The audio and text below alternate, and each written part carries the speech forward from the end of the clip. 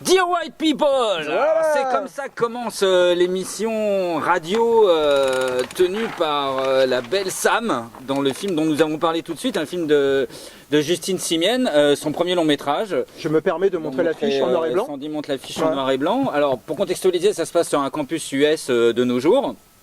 Un campus imaginaire qui s'appelle Winchester pour le coup. Sur la côte nord-est des États-Unis, des étudiants de diverses origines socioculturelles, plutôt des bourgeois. Quand ils sont pas bourgeois, ils sont plutôt middle class. Plutôt des bourgeois, plutôt même friqués quoi. Plutôt carrément friqués. Et le film commence, on apprend qu'il y a eu une émeute. Bizarrement, sur un campus plutôt calme politiquement, une émeute à caractère racial. Et on voit donc pendant le film toute cette évolution. Le film est centré sur une héroïne qui est donc jouée par Tessa Thompson, qui est une vraie révélation, hein, cette petite Sam White, d'énergie, de virulence, de discours politique. Avec cette image iconographique, on la voit derrière sa caméra Super 8, assise sur le fauteuil d'osier à la Emmanuel. Ouais, exactement, tout à fait. Voilà. Alors c'est très lutte des classes. Mais alors lutte des classes avec une version aussi matinée, c'est-à-dire s'il y avait deux axes, il y aurait un axe vertical de la lutte des classes et un axe horizontal de la lutte des couleurs, quoi, si on peut dire comme ça.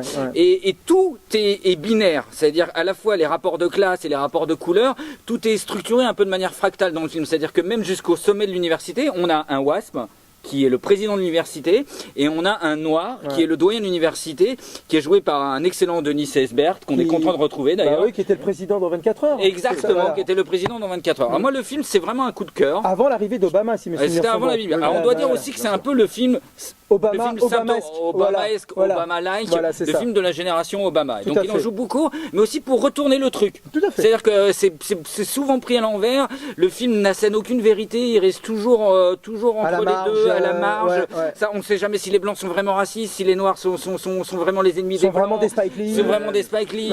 C'est toujours intermédiaire. On ne sait jamais si c'est un discours féministe ou un discours de race d'ailleurs. Parce que souvent les femmes, on les sent plus féministes. C'est certainement voulu, je pense. Hein. Oui, tout est toujours comme ça sur les rapports clivants, mais avec une zone de rattrapage.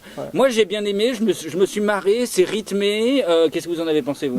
Déjà, on va poser la question à Flavien, qui, je crois, l'a vu donc en avant-première au Grand Rex dans le cadre d'un festival. Donc c'est intéressant que tu en parles un petit peu, de contextualiser un peu la chose.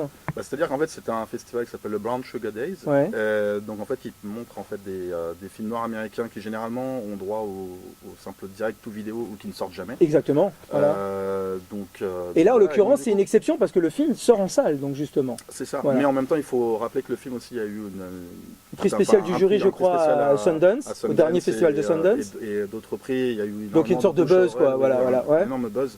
Donc pour le coup, voilà, c'est plutôt bien que ça arrive à sortir. Il faut juste que je précise, et après je te laisse continuer Flavien, que c'est Happiness Distribution donc, qui en assure la distribution salle en France, et que Happiness Distribution n'en est pas à son premier coup du genre, quoi, tu vois, de sortir un peu des films indés, voire dessous les fagots. Oui, mais c'est bien. Un peu leur créneau. Ah oui, mais c'est bien, au contraire, je trouve ça vachement bien. Tout à fait dans leur ligne éditoriale, je pense. Bien sûr. De distribution. Tout à fait. Et non, pour revenir aussi sur le film aussi, c'est aussi un hommage aussi au cinéma de Spike Lee. Ouais, alors ça, je vais en parler. À School Days ou Jungle Fever, il y a un petit peu des choses.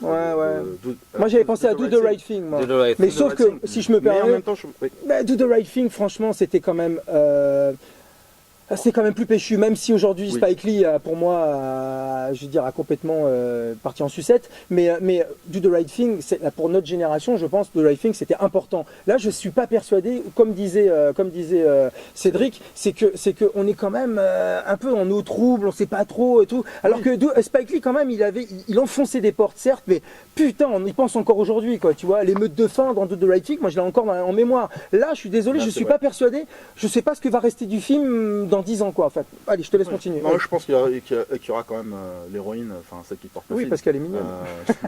Non, elle est intense, elle est intelligente. Elle est mignonne. Non, elle est vraiment très belle. Ah, merci Flavien. Elle est vraiment très belle aussi. Mais pas que. D'ailleurs, qu'on a vu déjà il y a 2 semaines dans le film Selma. Oui, non, je l'ai pas vu justement. Elle avait un petit rôle d'étudiante qui participait à la marche. Donc c'est l'actrice qui monte. C'est peut-être l'actrice qui monte, tout à fait. Ali Berry, je ne sais pas. Mais je la vois bien avoir une longue carrière. Bien vu. à Hollywood. D'accord. mais donc toi, ça t'a plu donc comme le film? Ça m'a plu, mais justement, je suis un peu de ton avis par rapport à la fin du film. Ouais. Cette fameuse soirée justement qui pose problème, voilà.